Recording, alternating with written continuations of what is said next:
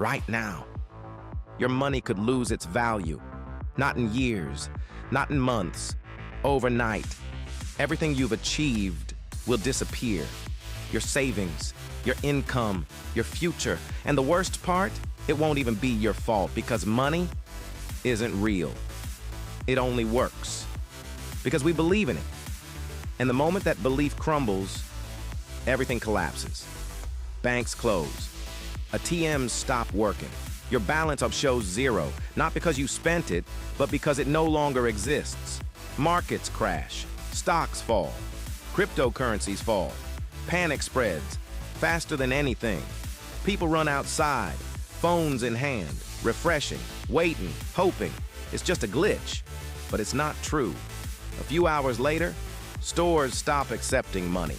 Cards become useless. Cash becomes useless. And suddenly, money means nothing.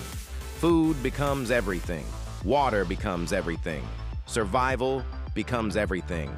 Shelves empty, lines disappear, because there's nothing left to buy, not with money.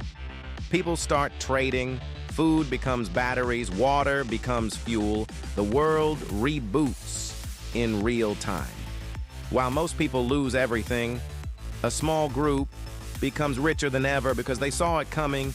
They didn't have cash, they had assets, gold, land, energy, control, because true wealth has never been money. It's always been what money can buy. And when money dies, only real things remain. A system doesn't collapse overnight. Until it does. Every financial system in history has failed.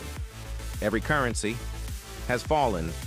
And each time, people thought it would never happen to them. But it did. So the real question isn't if it will happen. It's when it will happen. And when it does, whose side will you be on? With those who will lose everything, or with those who were prepared?